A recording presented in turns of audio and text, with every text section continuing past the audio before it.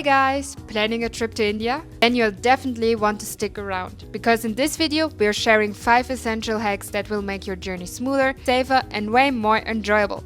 Whether it's your first time in India or you're coming back for more, these tips will help you avoid common mistakes and get the most out of your adventure. So let's dive in! So first, and one of the most important aspects are food and health. That means that you shouldn't drink tap water and instead use bottled mineral water, especially for brushing your teeth. The biggest factor for staying healthy through food is going to well-visited places. When the food is fresh and many people eating there means that the ingredients are not old, and many people wouldn't come if it were known for bad hygiene standards. Watch especially if families are eating, because parents care for their children. Yeah, avoid eating street food which is not running and looks unhygienic, and where the vendors are not using gloves except for chai that you can have. So you should go for deep fried food and long cooked food, as the chance of getting sick is less, and with uncooked stuff you have higher chance of getting sick, like yogurt based stuff. You can enjoy the fruit at the stalls, that's no issue. That is cheap and healthy, and it's naturally packed by nature itself, like coconuts. One pro tip that I can give you is ask the restaurants for less oil and less spice. Sometimes it was too much and you cannot eat every day, so if it's too much for you, then just tell the restaurant to use less oil and less spice. One more thing is, if you are there for a long time and you are craving like home cooked, then you can find so-called home cooked tiffin services which offer pretty good fresh cooked meals in a homemade style. The next point is going to be transportation, and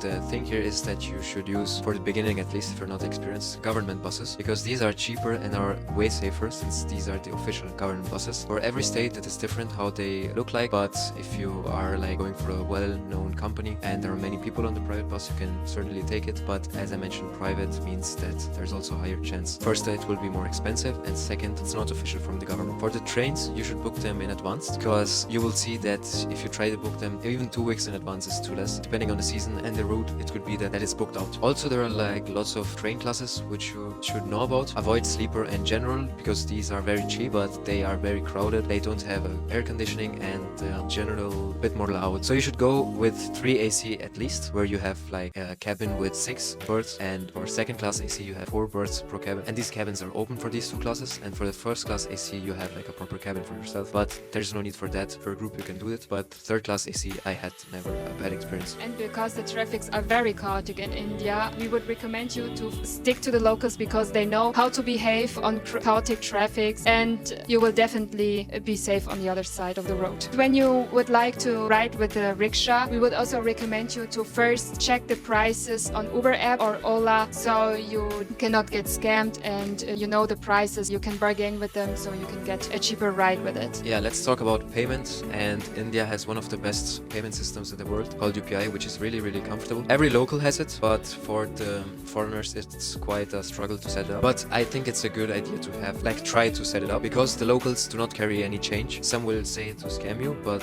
you can still get far along with cash. But everyone in India is using UPI, so they're just paying with their mobile phones and scanning these QR codes. There's one app called Check UPI which you can check out, and for this app you need an in-person verification in a big city like Delhi, Mumbai. There are like 20 cities where you can do that. So if you plan that accordingly with your trip, you could get verified as soon as you land, or like the next day, depending on how you want to do it. This is pretty good because you have like a prepaid wallet, and you cannot pay like private persons, but you can pay merchant accounts, and that will get you far. You can recharge this wallet with your credit card, and the good thing about it is you don't need an Indian bank account, you don't need an Indian number for it to work, so you can have an UPI app as a prepaid wallet which you can use for merchant accounts. And if you're using like Uber or Ola, you can set it up with this UPI, and that is really comfortable, so that at least you have that in mind. So plan after you land this in-person verification. Another thing is the Wise UPI. So if you have a Wise account, you can just use the Wise UPI application. I didn't use it because I have a local bank account, and prior to that I used Check UPI, but I've heard good thing about it, so look into Wise UPI. So now we are coming to the next point you should know. And before booking the properties or the activities you would like to do, call these properties or these activities, or WhatsApp them before and ask them for a discount, so you can save some money and get a group or a couple discount. And while contacting them, ensure that they are legit and are no scam. Yeah, there was one time where I was traveling alone, where I booked something via booking.com, and I never called them, never contacted them. I went there after like a 8 hours bus ride just to find out that there is no hotel at that location, and when I tried to call them, then there was nobody picking up the phone. So yeah, it happened one time. It was also a property which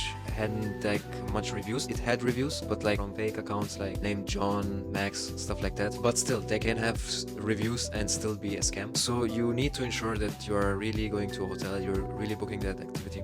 So yeah, call them or WhatsApp them beforehand. Calling is even better so that you can know that there's someone there. Also, this helps with like misunderstanding. So if there's any kind of misunderstanding, you can just like call them before. The next point is mobile data. There are two main providers you should get, only these two, Geo or Airtel. Airtel has like a slightly worse coverage than Geo, so I think you should go with Geo. And the tip here is to get a SIM card at the airport when you land. An eSIM can still be good, but these are usually expensive, and also the coverage is not that good, and in our experience the quality is in general not as good as the local SIM cards. So get an eSIM card at the airport. I would recommend you Geo, or you can also go for Airtel. Why at the airport? Because it's difficult to get a SIM card outside of the airport due to passport regulation and so on.